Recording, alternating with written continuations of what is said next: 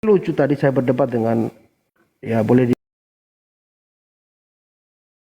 dibilang dia ketua muda-mudi Katolik, teman saya gitu loh teman. Jadi dia bertanya, kenapa sih kau masuk Islam?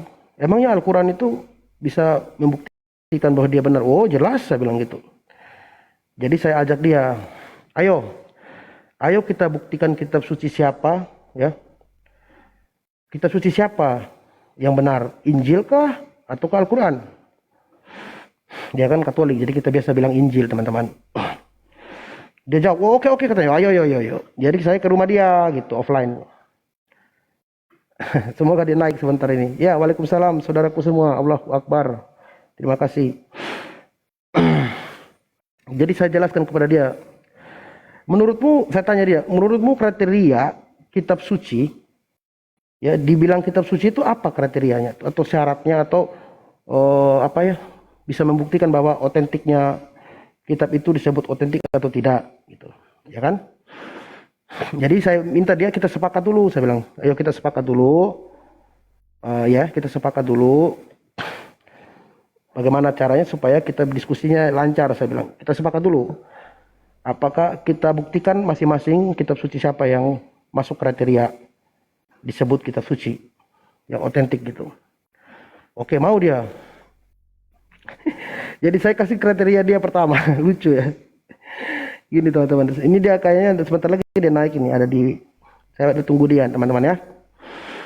Teman sekolah dia ketua muda-mudi Katolik gitu.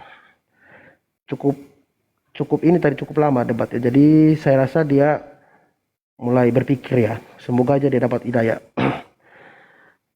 Jadi saya bilang, yang masuk kriteria kitab suci yang benar, ya kan? Itu harus terpenuhi beberapa syarat ya. Maka kita bisa mengatakan dia itu otentik, itulah yang benar. Apa itu yang dibilang, apa itu menurut Anda teman-teman? Ya. Jadi kalau menurut saya kriteria yang benar bahwa dan atau aslinya kitab suci itu dikatakan benar atau asli atau otentik ya. Dikatakan seperti itu harus ayat-ayat, saya bilang dia gini, haruslah ayat-ayat itu ya yang ada di kitab suci yang dia pegang, Injil, saya kan Al-Quran. Harus, saya bilang dia, ayat-ayat yang ada dalam kitab suci kita masing-masing harus benar-benar wahyu dari Tuhan atau firman dari Tuhan 100%. Jadi tidak boleh ada campuran kata-kata manusia gitu. Itu baru bisa dikatakan kitab suci. Setuju dia? Oke, baik, dia bilang gitu. Siap, ayolah. Jadi kitab suci itu harus wahyu yang datang dari Tuhan semesta alam. Tidak boleh ada campuran perkataan manusia di dalamnya. Dia sepakat teman-temanku. Oke katanya, ya baiklah, saya bilang. Jadi saya lucu sama dia teman-teman. Dia udah sepakat nih kan. Nah, terus kemudian saya tunjuk, kita adu lah. Ayo kita adu, saya bilang gitu. Mari kita uji ya, kita adu ya. Kalau kitab suci kami Al-Quran, saya bilang, di dalam Al-Quran ya, Al-Quran itu, di dalam Al-Quran tidak ada perkataan Nabi Muhammad ya, melainkan wahyu dari Allah. Betul ya teman-teman ya. Berbeda dengan di Bible, saya bilang di Bible itu ada perkataan Markus, Matius, Lukas dan lain-lain, bahkan ada Paulus juga di Perjanjian Baru. Itu saja udah kalah kriteria pertama kan. Karena tadi sudah sepakat bahwa tidak boleh ada perkataan manusia di dalamnya. Begitu. Dan dia lupa bahwa di tahun 60-an dulu, teman-teman. Siapa nih? Aduh. Dan dia lupa di tahun 60-an dulu, kitab itu sebelum dirubah, direvisi, namanya itu Injil karangan Markus, Injil karangan Matius, Injil karangan Lukas. Injil karangan. Nah, setelah masuk tahun 90 dirubah lagi menjadi Injil Matius, Injil Lukas, Injil Yohanes. Ya, itu mungkin biar orang itu tidak mengatakan, wah, kitab kita ini ternyata karangan ya gitu. Dan itu sudah saya buktikan kepada dia. Kebetulan di tempat kita diskusikan dia punya kitab yang lama juga 60-an. Gitu teman-temanku.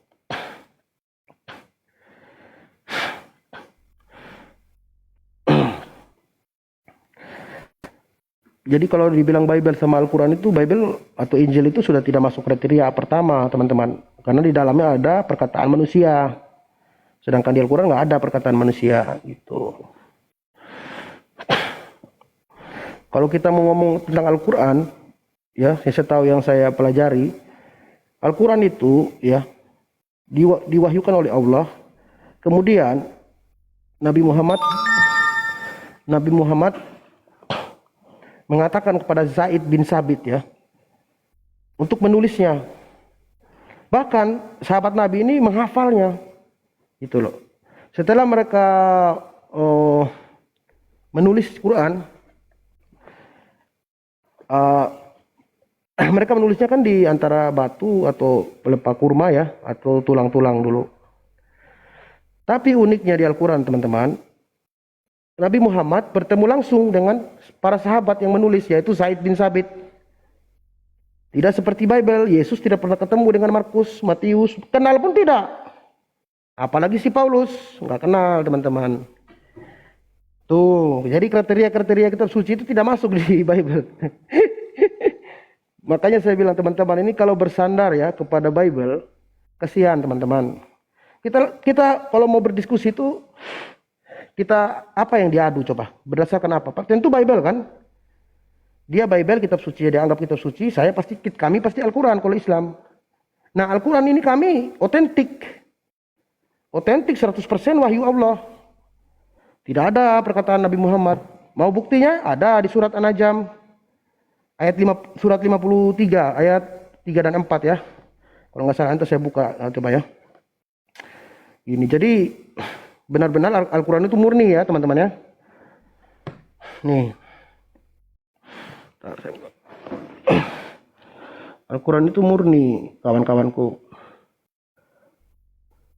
Murni wahyu dari Allah.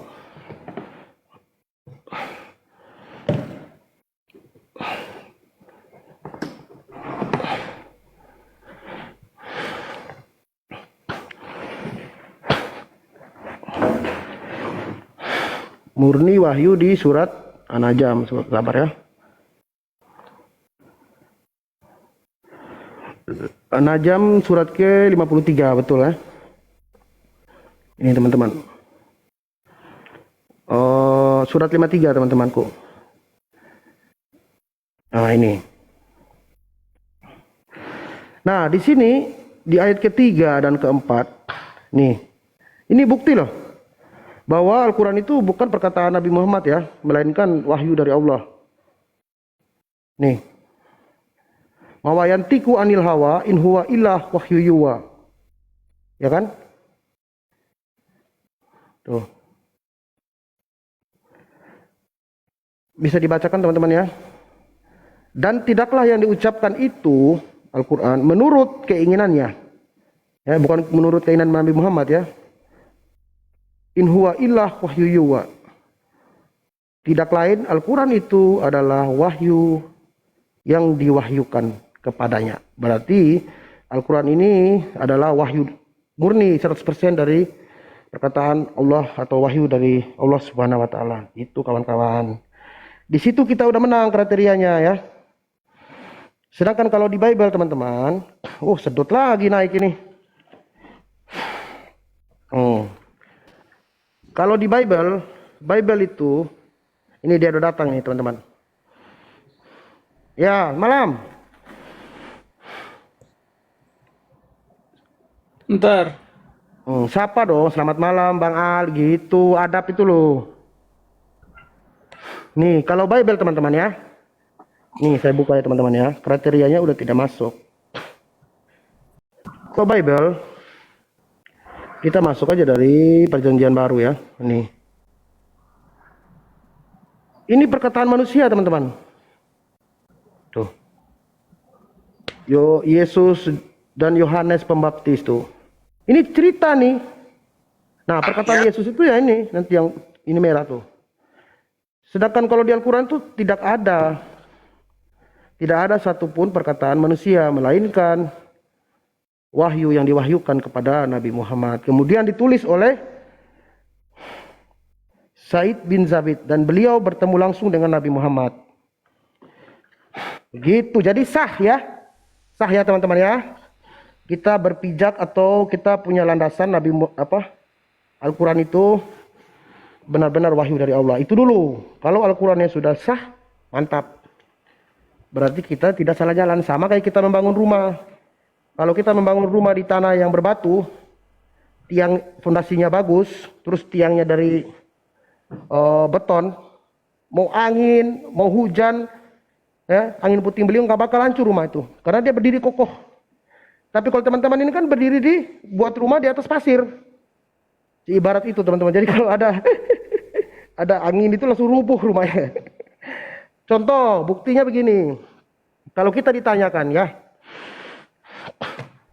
di dalam Al-Quran itu tidak ada kata selain Allah Tuhan ya.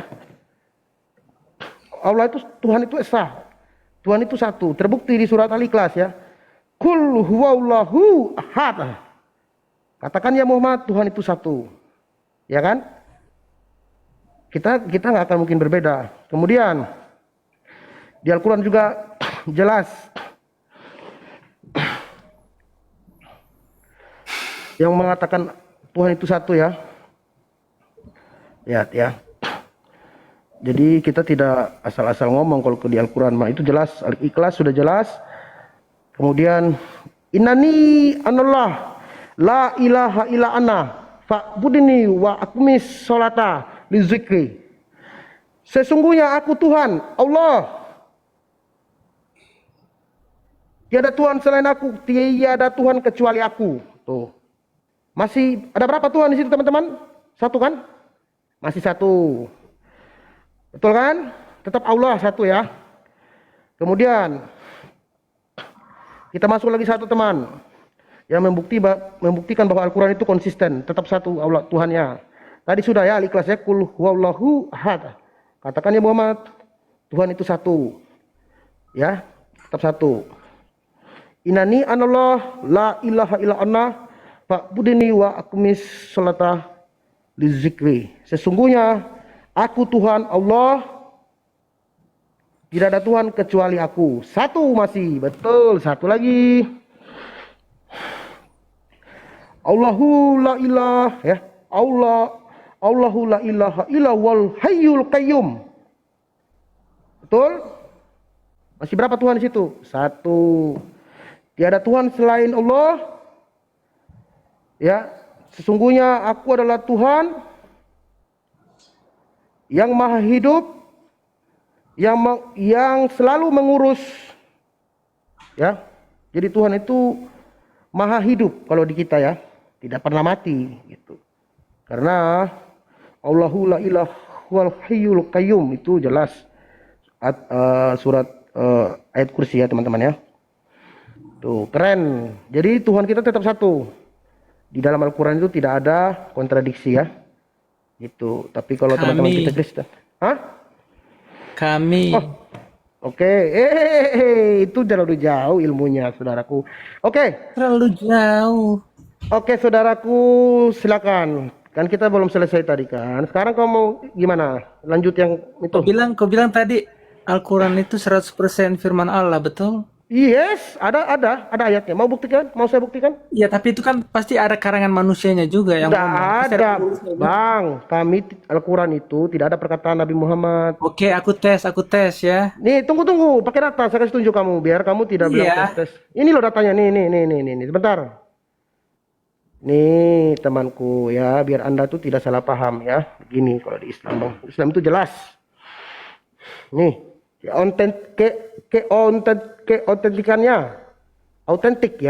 autentikannya jelas. Nih, surat 53 ya. Kau catat situ. Surat An-Najm nih. Ayat 3 dan 4. Dan tidaklah yang diucapkannya itu dalam Al-Quran menurut keinginannya. Ini merujuk ke Nabi Muhammad ya. Bahwa Nabi Muhammad tidak mengucapkan sesuatu menurut keinginan atau hawa nafsunya. Tidak lain, Al-Quran itu adalah wahyu yang diwahyukan kepadanya. Gitu, ini sah nih. Oke, Ya, ini ada ayat yang bunyi kayak gini. Ini ada ayat yang bunyi kayak gini. Hanya sebentar kepada dulu engkau dong. lah kami. Tunggu dulu. Mau lari kamu? Aku kan udah Mau jawab lari? temanku. Gantian Tunggu dong dulu. bertanya. Aku belum ngomong kamu ya. Ini ada ayat yang bunyinya begini. Ayat Cepat Al-Quran sekali bunyinya baru saya begini. nanya dia loh. Tunggu dulu. Hanya engkau lah. Hanya kepadamu lah kami menyembah. Ini perkataan siapa ini? Di mana tampilkan dong kayak saya tadi tampilkan. Aku nggak punya. Aku hanya punya satu perangkat. Tapi kamu carilah Nah, sendiri. Hanya kepadamu lah kami menyembah. Ini perkataan siapa ini? Bang, sebentar ya. Saya akan jawab. Begini temanku, Berat, saya ini saudara-saudara. bukan baru berdebat ya. Setiap oten, kalau kita minta dia tampilkan data, saya lagi berangkat saya satu, saya lagi di luar nih. Oh, HP saya lowbat, ada beribu-ribu Ini malah alasan. ngeles. Kok ngeles? Sebentar dulu, saudaraku. Saya kan bilang kalau kita mau berdiskusi, siapkan dulu senjata kita sama kayak orang mau berperang. Kalau orang mau berperang, disiapkan dulu peluru, pistol, baju anti pelurunya, tamengnya lah, Jelah, apa segala macam. Baru dia berperang. Bukan dia diskusi langsung diskusi pergi aja biasa tanpa aja. membawa senjata. Ya Ini matilah kayak diskusi gitu. biasa, nggak usah gimana kejang-kejang. Ini diskusi biasa. Iya, tampilkan data Lu kayak boleh? mau demo, lu kayak mau demo aja. Enggak, tampilkan data kayak saya itu loh, biar kita Ya diskusinya aku bilang kan enak. aku hanya punya satu perangkat. Gimana Nah, mau ini kan alasannya kan. Tadi malam dia tunjukin ada bisa. Sekarang satu perangkat. Nah, ada aja alasannya tuh. Satu perangkat. Ya kamu bisa bantuin cari lah. Kan Saya ini kan udah debat jawab biasa. pertanyaanmu. Kita kan Oke ini ini kan tema. oke ini Sebentar. ini Sebentar. perkataan siapa ini di Al-Quran? Aku jawab. Kamu harus Sabar, jawab. Ini sabar. perkataan siapa? Sabar.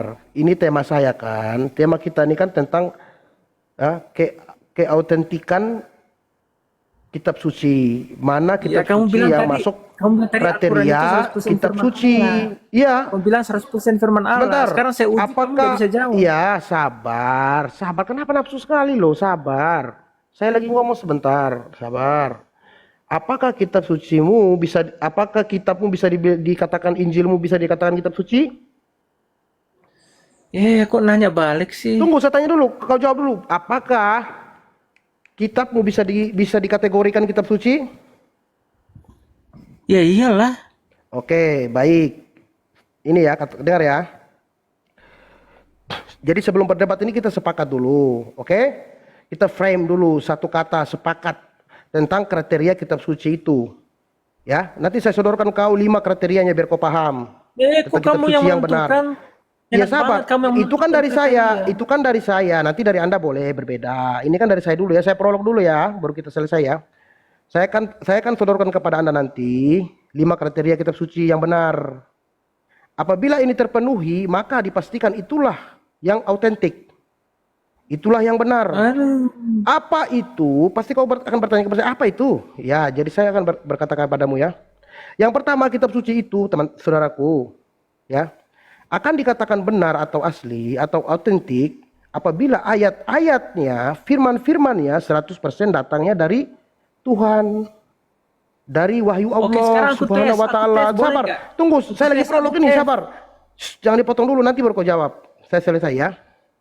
Seperti kami Al-Quran 100% wahyu dari Allah Subhanahu wa taala dan tidak boleh ada perkataan manusia dalam wahyu. Dalam wahyu itu, Itu oke? ada di Al-Quran. Sabar, iya sabar, saya selesai ngomong dulu, nanti kau potong. Abis ini baru saya kasih kau waktu 5 menit, 1 jam juga boleh baru ngomong ya. Oke, sepakat ya? Anda sepakat berarti, dalam hal ini berarti kita sepakat ya. Oke, sekarang saya tanya kamu, kita uji. Dari 2 kitab suci Al-Quran dan Injilmu ya. Yang mana yang 100% wahyu Tuhan? Kalau kami wahyu Allah ya, perkataan Tuhan.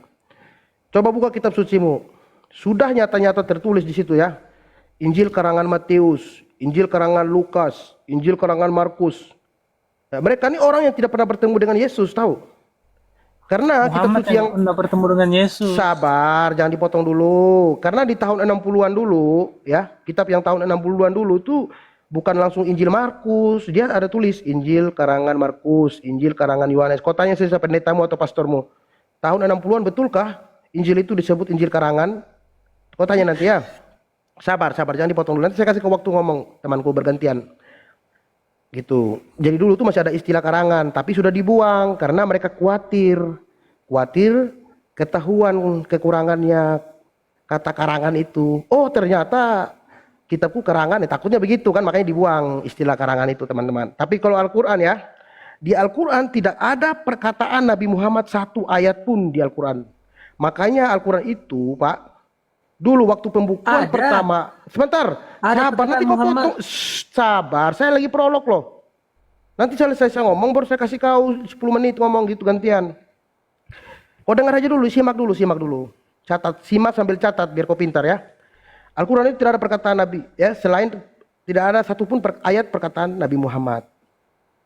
Ngerti? Makanya Al-Quran itu, Pak, ya Bang Sedot, dulu waktu pembukuan pertama Quran itu sahabat dilarang untuk menulis Al-Hadis. Semua sahabat itu hanya fokus menuliskan Al-Quran. Ya, jadi dalam hal ini kriteria pertama kau sudah gugur tadi ya. Kalau untuk Injil ya, terus Alkitab yang benar hanya Al-Quran. Satu, kau sudah gagal yang pertama tadi. Yang kedua sekarang kita sebutkan dulu kriterianya biar kita sepakat.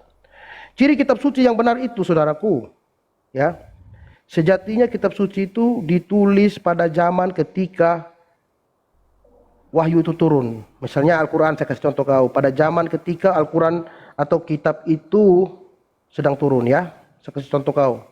Dan harus atas perintah dan konfirmasi sang yang menerima wahyu itu. Ya, harus ada konfirmasi dari sang yang menerima wahyu itu atau utusannya.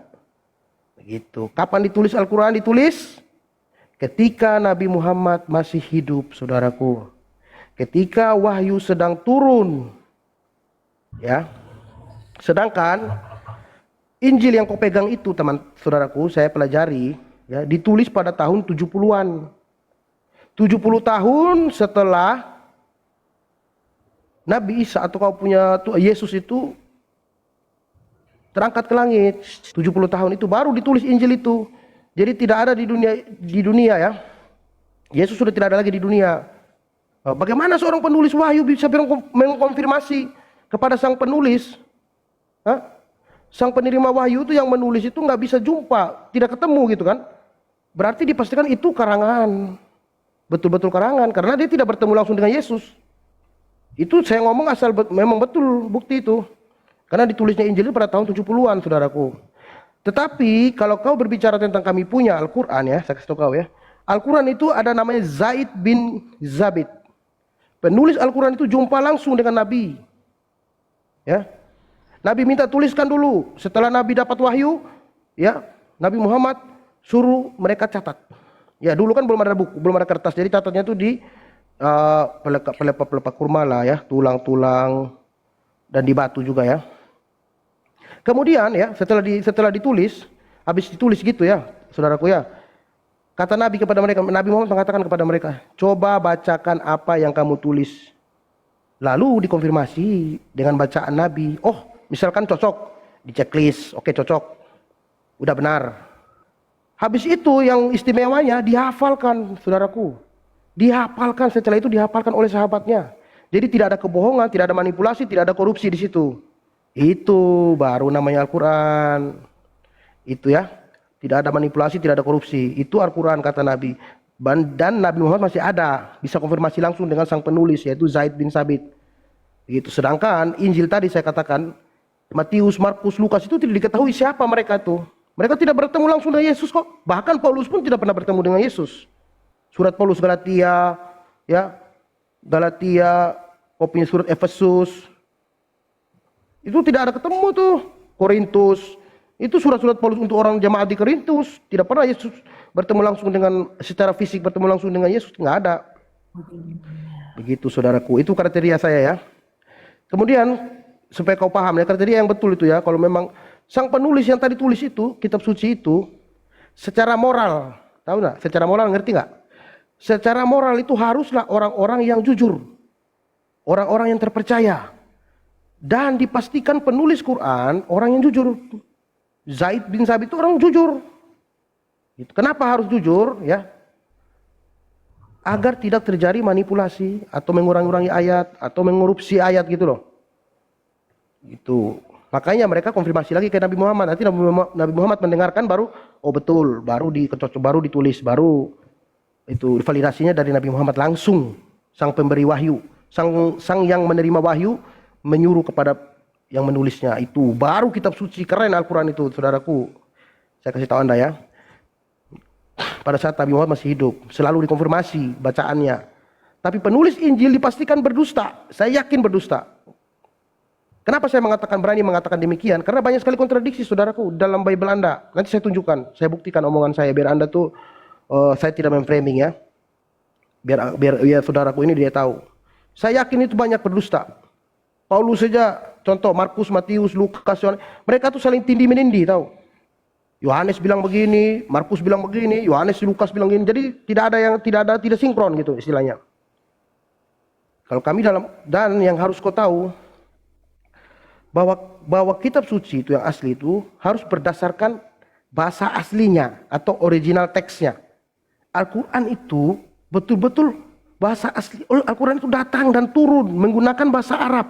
Ingat, sekali lagi, supaya kau paham. Bahwa Al-Quran itu datang dan turun menggunakan bahasa Arab. Maka di bukuku pun berbahasa Arab. Sampai kiamat, mau sampai kapanpun tetap berbahasa Arab. Itu original teks Al-Quran. Tetapi Injil, mohon maaf saudaraku ya, tadi yang saya katakan kepada Anda ya. Dulu Injil itu harusnya berbahasa Ibrani. Ibrani atau bahasa Hebron ya. Hebron, kalau kau belajar mungkin kau tahu Hebron. Karena Yesus sendiri juga menggunakan bahasa Aramaik. Tetapi sekarang sudah ditranslate saudaraku ke dalam berbagai macam bahasa. Sedangkan kalau ada peralihan bahasa, satu bahasa pada bahasa yang lain, pasti ada perubahan. Betul apa tidak? Kau harus jujur temanku. Peralihan bahasa itu pasti ada antara bahasa satu dan bahasa yang lain.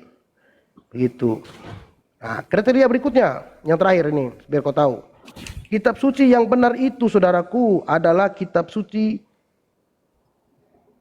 Harus kitab suci itu satu kata, satu isi. Tidak boleh saling bertabrakan. Tidak boleh saling menabrak. Antara Lukas, Injil, Markus tidak boleh saling berbeda, gitu loh maksudnya, berbeda. Ya, harus dikonfirmasi antara ayat dan ayat itu. Ada asbabun nuzulnya kalau di Al-Quran itu turunnya ayat ini kenapa gitu. Ada alasan. Jadi jelas.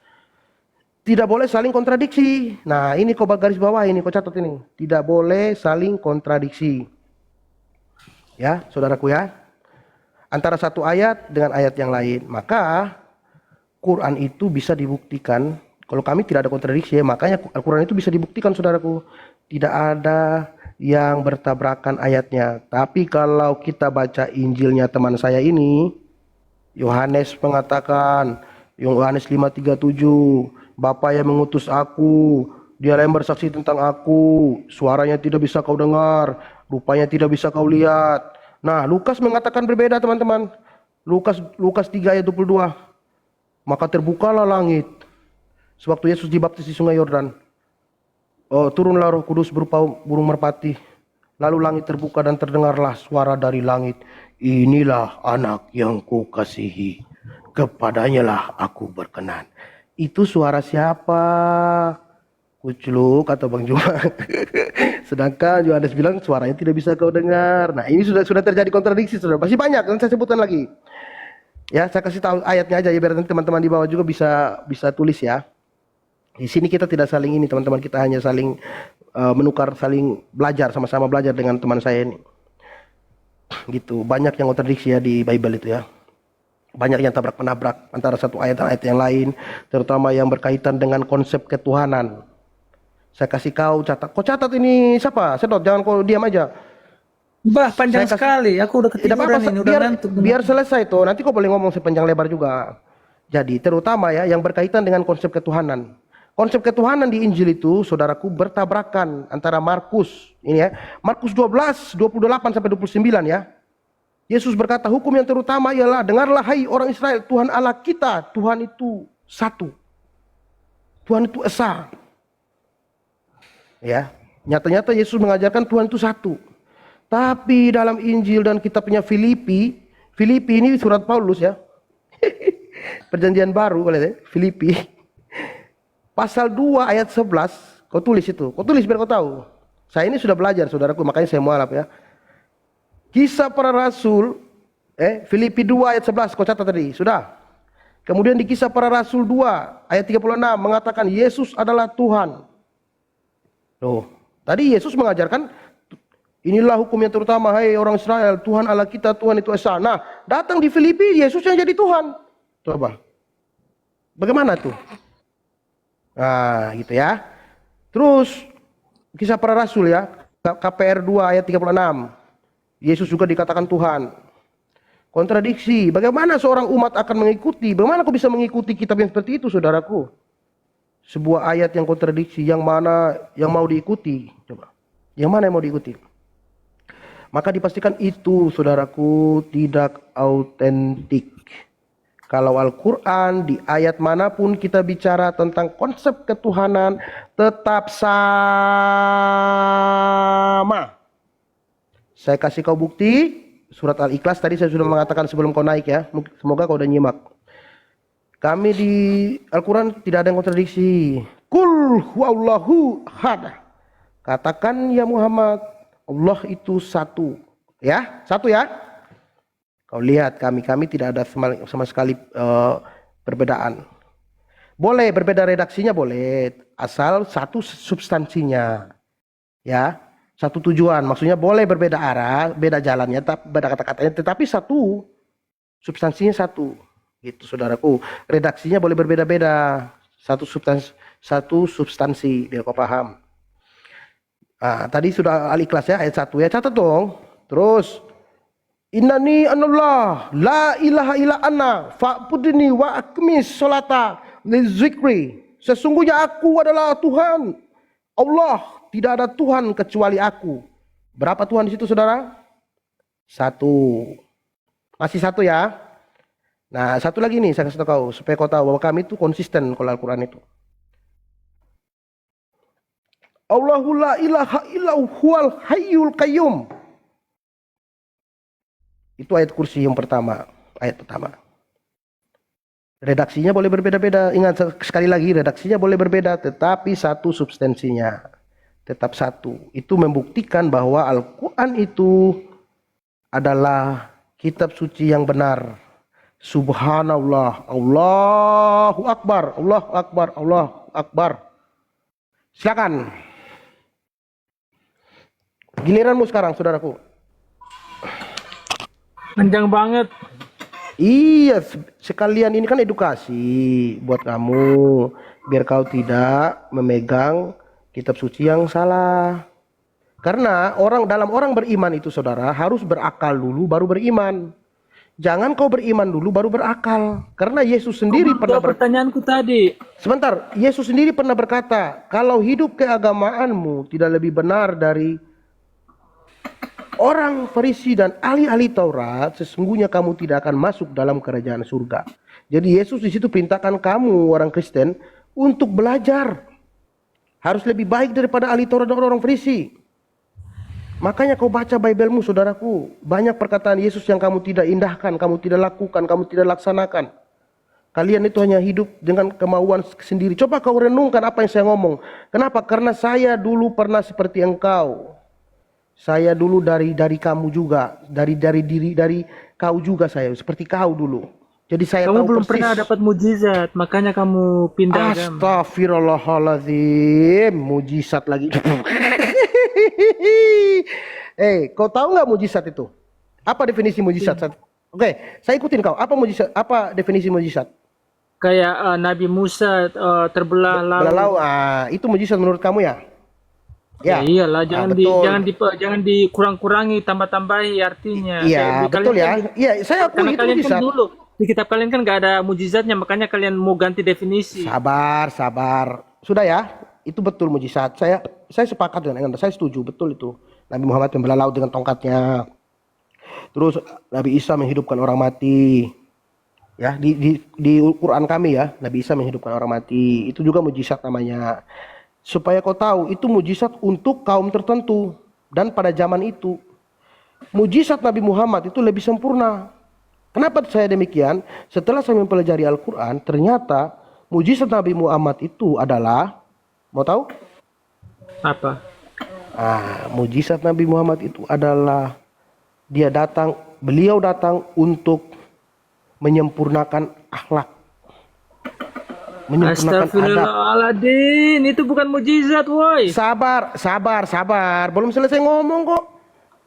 Beliau mengajarkan kami adab. Adab itu berlaku dari zaman dulu sampai zaman sekarang. Contoh, satu. Astaga, Sabar. Mujizat. Sabar. Sebentar. Mujizat yang bisa dirasakan. Sekarang saya tanya kau, waktu Yesus menghidupkan orang mati, kau ada nggak? Ya tidak lah. Ada kan?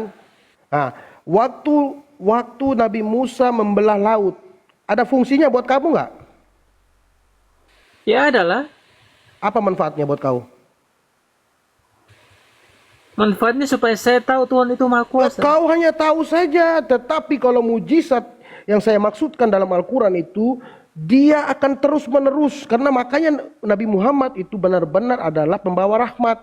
Beliau, mujizat dia itu dapat kita rasakan sampai saat ini. Buktinya saya merasakannya. Mujizat Nabi Muhammad dapat dirasakan oleh semua umat muslim yang melakukan sunnah Rasul. Mengikuti perintah dan apa yang dikatakan oleh Nabi Muhammad. Contoh, akhlak. Dia menyempurnakan akhlak, saya bilang ya. Atau adab. Contoh, kalau ada teman saya memanggil, dulu saya nggak peduli. Begitu teman saya manggil, "Woi, kemana kau? LKTP?" Saya cuma balik kepala saya kan gini. Nanti saya ke sana. Tapi sekarang, setelah saya mempelajari sunnah Rasul, kalau ada teman saya manggil, "Bang, LKTP kemana?" Saya balikan semua badan saya kepada. Kenapa saudaraku? Kayak gitu dibilangin mujizat. Astaga. Sabar dulu, ini saya kan lagi cerita. Adab dan akhlak itu yang kita dapat rasakan sampai saat ini. Kemudian setelah itu contoh ya. Jadi kita ada perubahan dalam diri kita. Itulah mujizat saudaraku. Kemudian ya, dulu itu kau Kristen kan? Kalau kita ke kamar mandi, kita buang air kecil dulu. Saya Kristen ya. Kita buang air kecil itu sembarangan. Terus kita kadang enggak cebok ya. Kalau di Kristen enggak diwajibkan. Astaga. Tetapi kalau di Islam, kau dengar, sabar dong. Setelah saya mualaf, saya lebih bersih, saya rasakan. Kenapa? Setelah saya buang air kecil, saya harus cari air dulu untuk bersihkan. Ya. Terus ada lagi dulu sebelum kamu sabar. kamu cuci pakai batu, cebok pakai batu apa? Sabar. Terus sunnah Rasul ya. Kami mengikuti Nabi Muhammad. Kemudian beliau itu sikat gigi sebelum tidur. Bangun tidur pun beliau sikat gigi untuk kebersihan. Itu mujizat sikat gigi. Sabar dong, kau belum selesai saya ngomong. Itu maksud saya, yang disebutkan mujizat ada dua kategori. Kategori pertama itu menyelamatkan, membuktikan bahwa kemuliaan Tuhan itu ada kepada orang yang diutus. Ngerti gak?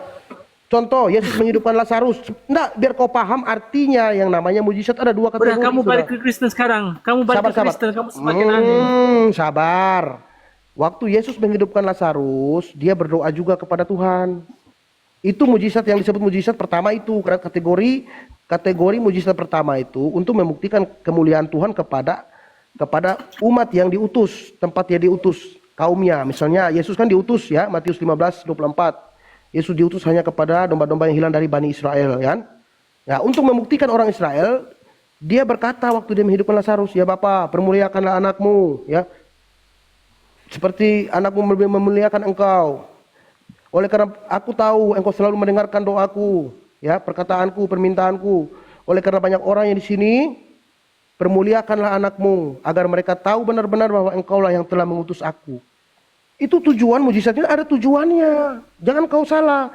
Mujizat yang dibuat oleh Nabi Musa membelah lautan itu untuk menyelamatkan kaum Israel, Bani Israel, ya, keluar dari perbudakan di Mesir. Begitu saudaraku. Jadi ada tujuannya. Itu namanya kategori mujizat untuk utusan.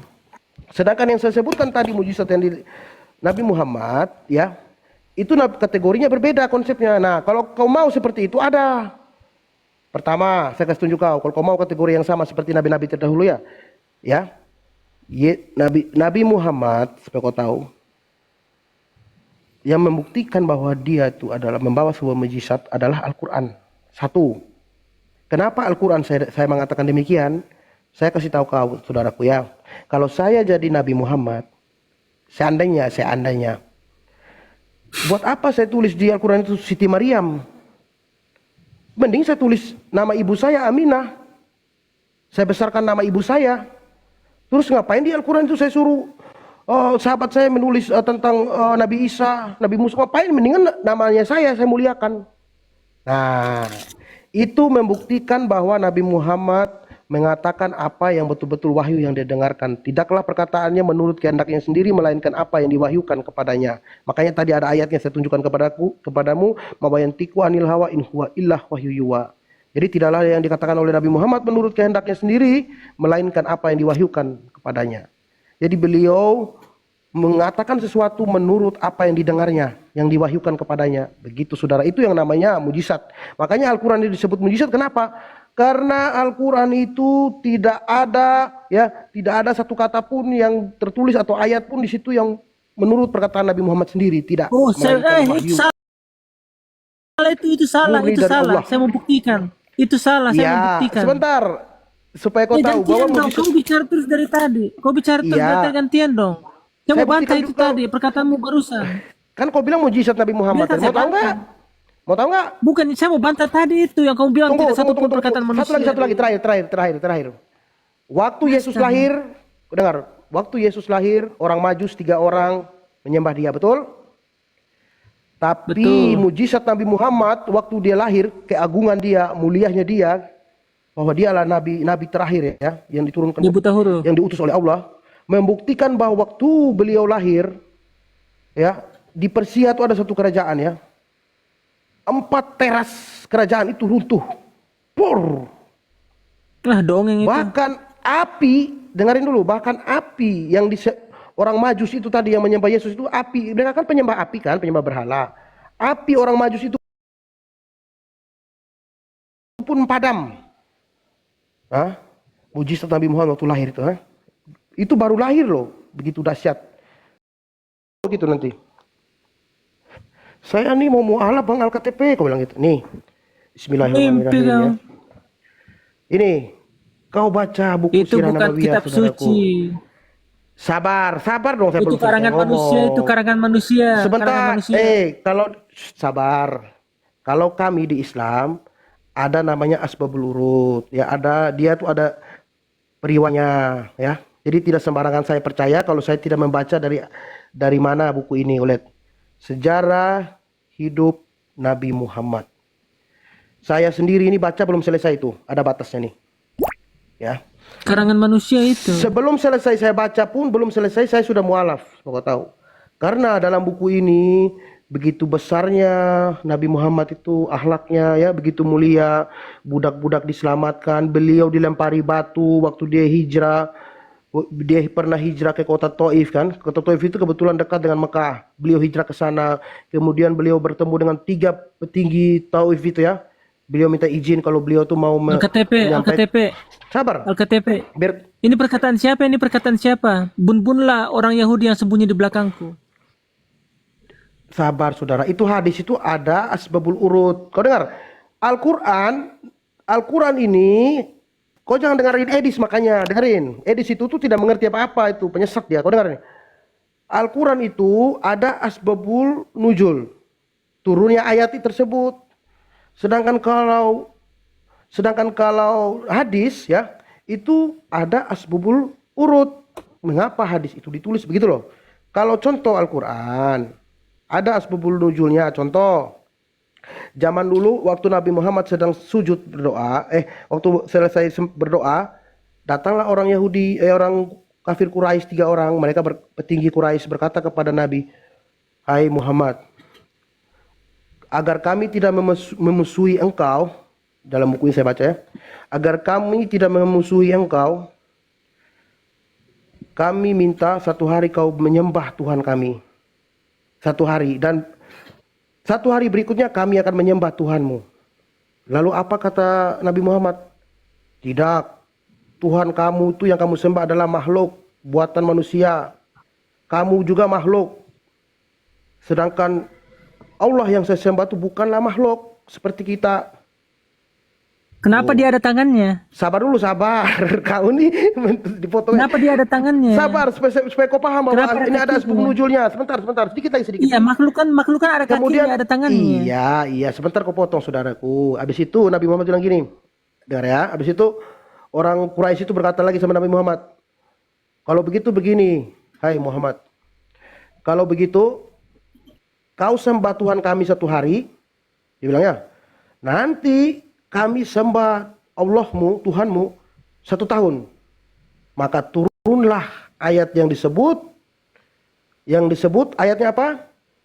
Asbabun nuzul itu Al-Kafirun. Ada 6 ayat. Ayat terakhir itu lakum dinukum waliyadin. Nah, itu yang disebut asbabun nuzul, turunnya ayat Al-Kafirun. Yang berbunyi di ayat terakhirnya ya. Lakum dinukum waliyadin, agamamu ya agamamu, agamaku ya agamaku. Nah, itu asbabun nuzulnya saudaraku, turunnya ayat itu. Jadi kau harus mengerti Al-Qur'an ini ada asbabun nuzul. Nah, kalau hadis itu ada yang namanya asbabul urut. Nah, jadi kalau pertanyaanmu tentang hadis itu atau Al-Qur'an itu ada kisah atau ada perawinya, kita harus tahu dulu apanya asbabun nuzulnya gitu loh. Oke. Saya rasa kau sudah tahu. Coba silakan gantian, apa yang mau kau tanyakan? Saya sudah terlalu banyak, kesian juga kau menunggu. Saya menghargai saudaraku ini walaupun dia agak pura-pura tidak tahu. Padahal dia sudah mengerti apa yang saya sampaikan. Silakan. Kau bilang tadi Al-Quran itu 100% tulisan Tuhan. Tidak ada Yes. manusianya. Sekarang saya tanya. Yes. Kamu buka surat Al-Fatihah ayat 6. Ayat 5, Yes, ayat buka. 5. Yes. Apa? Kok yes, Ayat 5? yes, yes? Ayat 5. Iya. Ihdinas siratal mustaqim, betul? Apa itu? Kau bilang Al-Fatihah tadi. Tunjukin, Iya. bagus. Ya, silakan. Al-Fatihah ayat 5. Silakan. Bacakan. Itu. Hanya Apa? engkaulah yang kami sembah. Dan hanya engkaulah yang kami meminta pertolongan. Udah baca belum? Baca yang jelas dong, saudaraku. Itu Saya udah tadi kan aku baca saya kan jelas tadi sendiri. baca sama kamu. Itu apa sih? Hanya engkaulah yang kami sembah.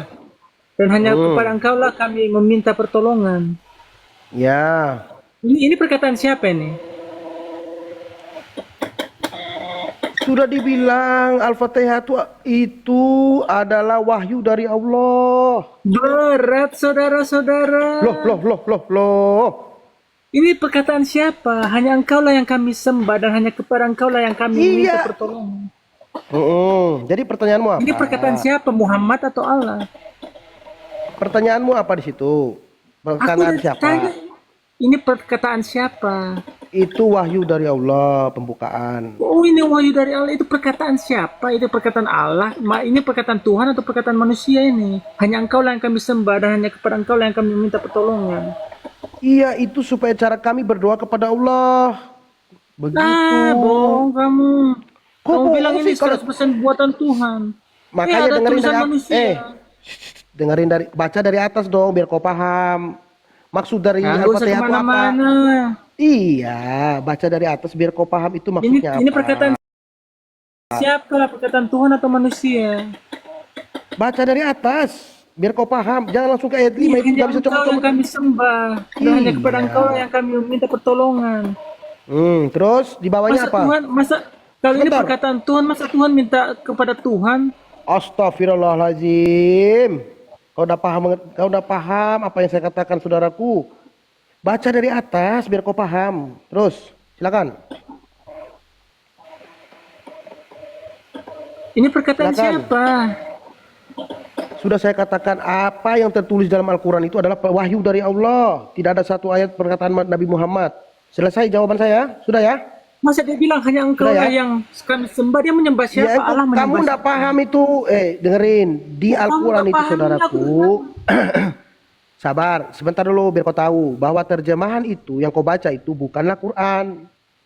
Al-Quran itu Sungguh adalah nekat original yang teksnya. nyata. Loh, emang betul kok. Ada 15 Kamu bilang cabang terjemahannya ilmu. salah ini. Sebentar.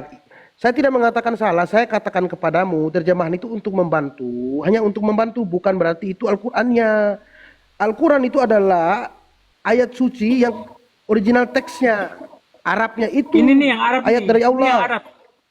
Ya baca. Iyyaka na'budu wa iyyaka nasta'in. Saudaraku, kau tidak paham. Al-Quran itu ada, sebentar ya, dengerin ya, 1 menit ya. Untuk mempelajari Al-Quran. Kedua, untuk mempelajari Al-Quran, ada 15 cabang ilmu yang harus kau pelajari. Contoh balago, mantek, ada segala macam ilmu di sana ya. Yang harus kau mengerti dulu. Alasan aja. Bukan alasan. Itu adalah syarat untuk orang bisa mempelajari Al-Quran. Karena terjemahan itu bukanlah Al-Quran. Al-Quran itu adalah ayat sucinya, yang tulisan Arab kau belajar dulu itu ada belago, ada ilmu mantek segala macam, di situ ada 15 cabang ilmu.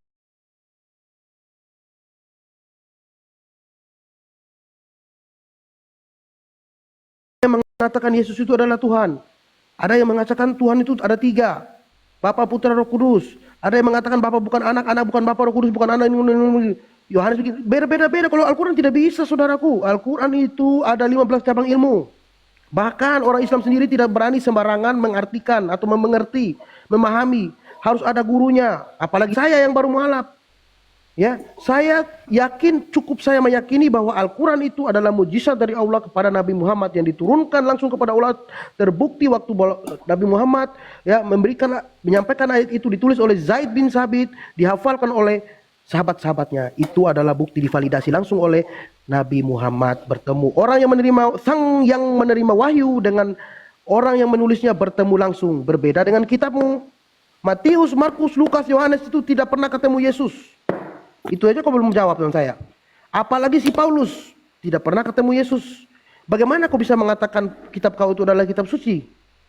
Makanya saya bilang kalau kau mau pergi ke Al-Quran terlalu tinggi, saudaraku.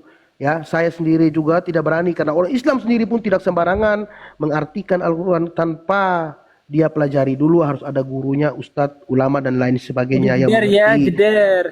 Iya, betul kok, ada ilmunya. Gitu loh. Jeder. Sekarang pertanyaan saya kepadamu. Menurut kamu, apakah Paulus itu adalah betul-betul rasul? Jawab. Buat Kristen iya. Buat kamu? Iya, aku Kristen. Iya, kau bertanya, saya kan bertanya kepada Anda, saudaraku. Iya, aku Kristen. Makanya itu iya. Apakah dia rasul? Iya, apakah dia rasul? Iya. Kamu yakin? Iya. Oke, sekarang kau buka di situ. Saya bukakan kepadamu ya. Saya katakan bahwa Paulus itu adalah penyesat. Mau saya buktikan?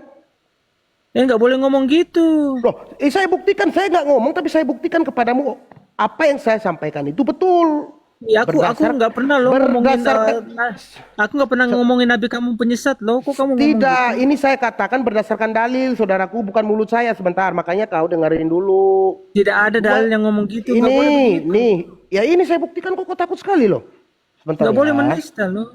Saya tidak menista, ini perkataan di Bible-mu sendiri. Nih, lihat ini. Saya tidak menista, lihat ya. Kau catat ini, catat. 2 Yohanes 1. Sebab banyak baca. penyesat. No. Sebab banyak penyesat telah pergi ke seluruh dunia. Yang muncul yang tidak mengaku bahwa Yesus Kristus telah datang sebagai manusia. Jangan potong-potong ayatnya. Jangan dipotong-potong dong. Apa? Baca yang benar dong. Baca ulang. Sebab banyak penyesat telah muncul dan pergi ke seluruh dunia yang tidak mengaku bahwa Yesus Kristus telah datang sebagai manusia. Itu adalah si penyesat dan si antikristus. Nah, Yesus manusia yang tidak mengakui Yesus datang sebagai manusia, oke? Dia adalah penyesat dan antikristus. Baik. Nih saya buktikan kau. Bahwa Galatia itu adalah surat Paulus untuk jemaat di Galatia, betul? Nih, Paulus ya, kau dengar, kau baca baik-baik ini ya. Buka matamu lebar-lebar. Yang udah mulai menista ini. Itu kan tadi kau baca sendiri penyesat di situ, bukan saya yang ngomong kok. Galatia 1. Itu maksudnya Muhammad itu. Sabar. Galatia 1 ayat 11.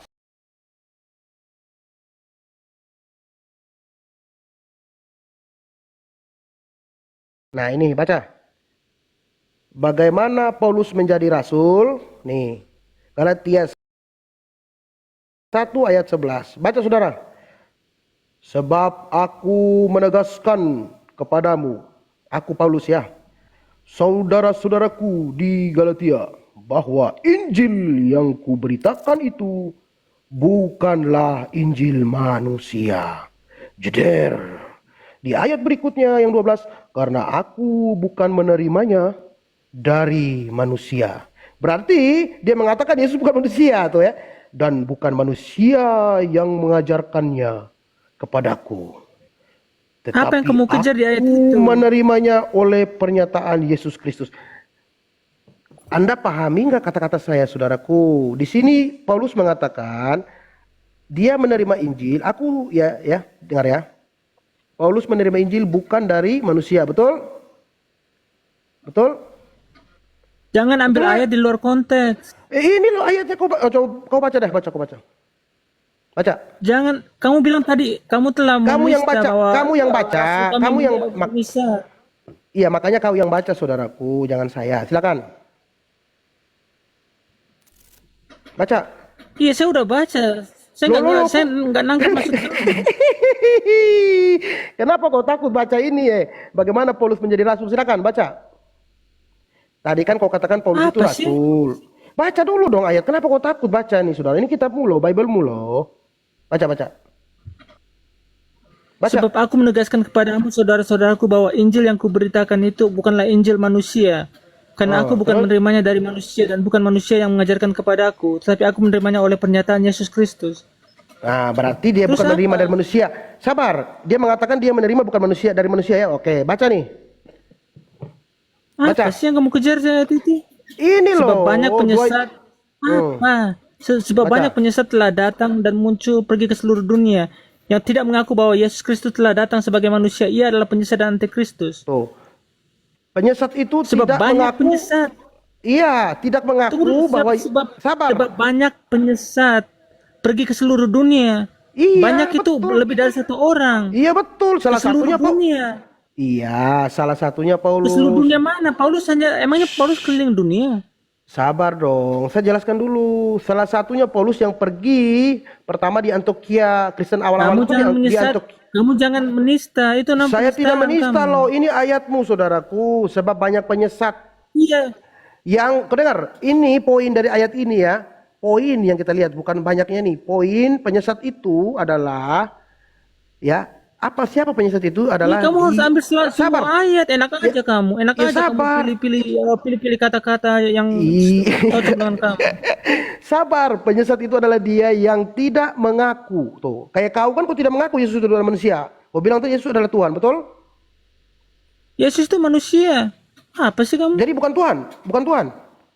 Dia datang sebagai manusia. Iya, dia Tuhan atau bukan? Bukan saya tanya dia datang sebagai siapa. Yesus Tuhan atau manusia? Iya, dia Tuhan datang sebagai manusia. Sekarang saya tanya, Tuhanmu siapa? Yesus lah. Kau bilang Yesus adalah Tuhanmu, Sang Pencipta langit dan bumi, betul? Iya, dia telah datang sebagai manusia. Ini, yang tidak mengaku Yesus datang sebagai manusia, itulah penyesat. Jadi kau juga termasuk.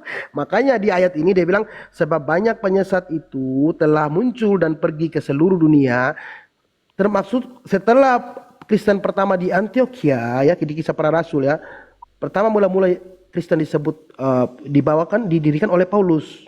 Kemudian murid-muridnya kemana-mana mereka pergi, tahu, sampai ke Asia gitu loh. Mereka lah itu yang menyesatkan orang. Kamu jangan menafsirkan ayat gini loh. Saya tidak menafsirkan, saya buktikan. Siapakah penyesat itu? Siapakah penyesat itu? Misalnya siapa?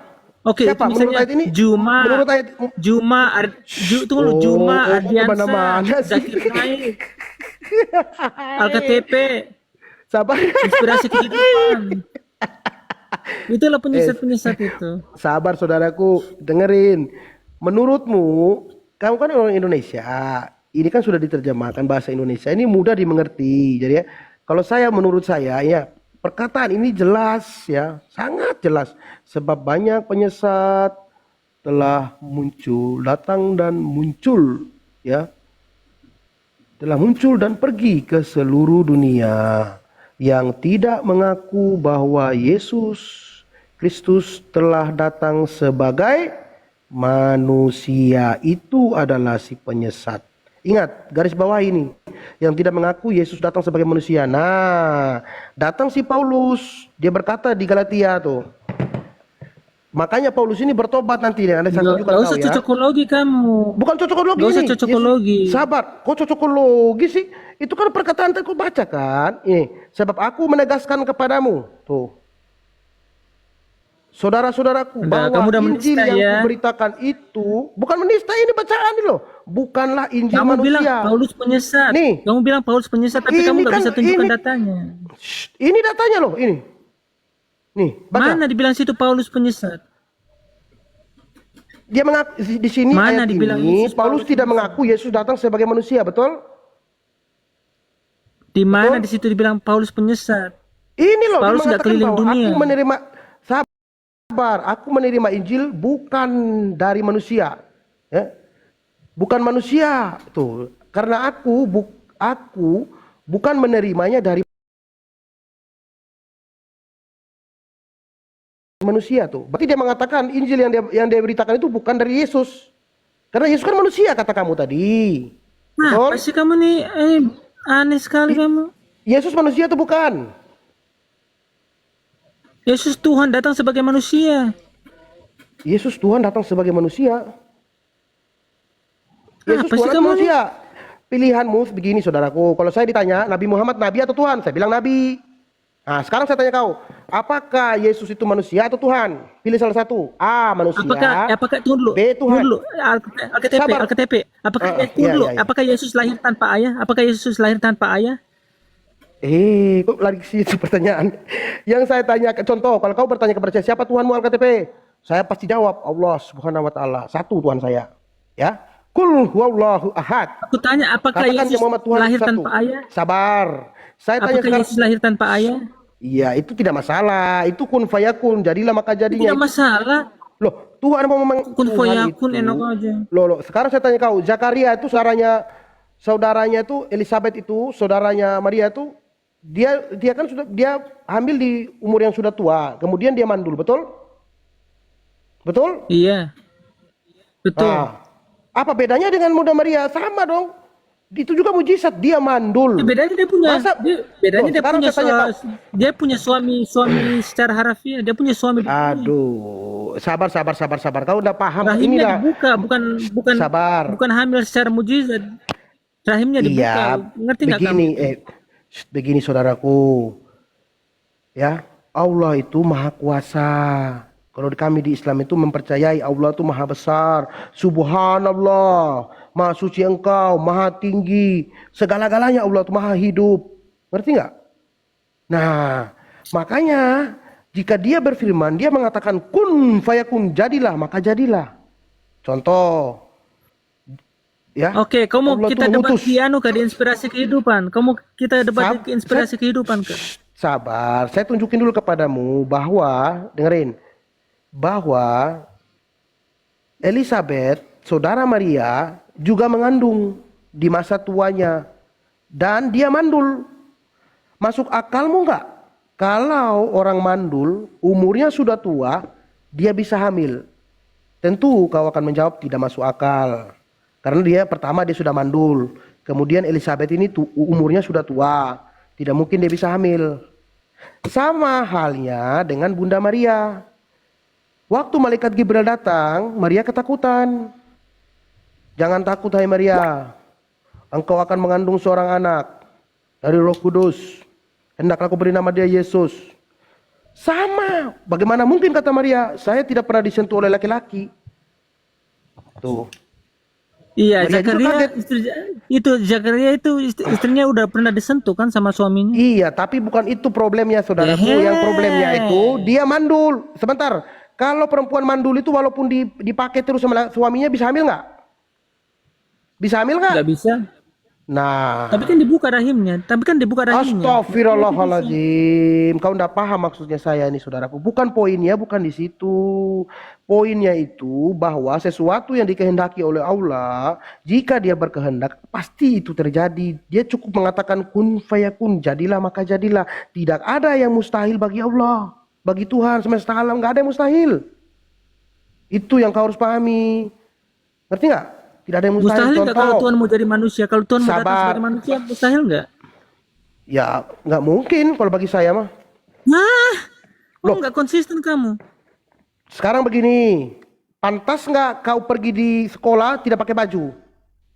Pantas nggak? Pantas, Telanjang bulat, pantas nggak? pantas. Kau keluar di luar rumah di jalan raya telanjang bulat, pantas apa tidak? Orang di Papua telanjang, Kak, telanjang semua. saya ngomong kamu, pantas nggak kau keluar tidak pakai celana dalam, keluar telanjang bulat, pantas nggak? Pantas kalau dunia ini hanya saya sendiri. Astagfirullahaladzim. Saya ngomong itu sekarang, pantas nggak menurutmu kalau kau itu keluar di luar? Pantas tidak nggak pakai Adam telanjang bulat di sama Aduh. istrinya? Pantas nggak dia telanjang bulat sama Dia takut Hawa? menjawab ini, saudara-saudara. Saya kan bertanya. Udah Dia aku kan mau ke ini. Tunggu lu Alkitab. Aku mau ke inspirasi kehidupan. Oh sini aneh-aneh di sini. Kau gak berani jawab.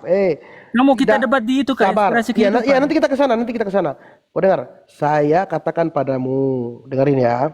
Tidaklah pantas Tuhan itu menjadi manusia. Kenapa? Karena pertama, hakikatnya yang namanya hakikat itu adalah, ya kau harus tahu apa arti hakikat. Hakikat itu adalah keberadaan sebenar-benarnya. Bahwa Tuhan itu adalah Maha Pencipta, Maha Kuasa, ya, Maha segalanya. Tidaklah mungkin dengan kemahakuasaannya dia menjadi makhluk, jadi manusia. Berarti dia tidak kemahakuasaannya akan hilang di situ waktu dia menjadi manusia. Terbukti waktu dia lapar, dia ngantuk, tidak adalah mungkin manusia Sang Pencipta itu bisa merasakan lapar, saudaraku. Tidak layak, tidak pantas gitu loh. Terus Pantas nggak tidak seorang pantas nabi juga Tuhan menikahi anak di bawah umur? Duh, kok kemana-mana saudaraku ini. Anda tuh sebenarnya sudah tahu, cuman Kamu Anda kan bilang menutup diri pantas atau kamu. nggak Makanya, pantas? dengerin, Pantas nggak kamu saudaraku. menikahi gadis di bawah umur? Pantas nggak kamu menikahi Sabar, gadis sabar. di bawah umur? Alkitab. Sabar, dengerin. Kau tahu nggak? Kalau bahasa Inggrisnya tutup itu apa? Menutup. Cover. Penutup, cover. Nah, cover ya. Kalau bahasa Arabnya tuh kafir. Loh, iya dong. Cocokologi kau. Sebentar, kafir itu adalah orang yang menutup diri seibarat gelas. Nih, saya kasih tunjuk kau. Nih. Biar kau tuh mengerti, kau tuh sebenarnya pintar loh. Cuman kau tuh saya pura-pura nggak mau tahu. Karena kau sudah termakan ini, sabar. Aduh, tuh ya Allah. Sabar. Nah, itu kan harusnya kau bilang darah Yesus. Sabar. Saya kasih tunjuk kau nih, penutup mana. Nih. Harusnya kau bilang darah Ini ya. Yesus. Tunggu, sabar. Nih, kopi kan? Ditutup. Ini yang namanya cover. Mana bahasa Inggris tutup? gua bilang. Ayo. Iya, tutup Nggak ini, bisa tutup. ditutup. Nah, coba tutup nggak bisa. Nggak pas. Astagfirullah, sabar. Saya pokoknya sebentar, biar kau tuh paham, saudaraku. Yang namanya nutup itu begini, nih. Nih ya. Bentar dulu.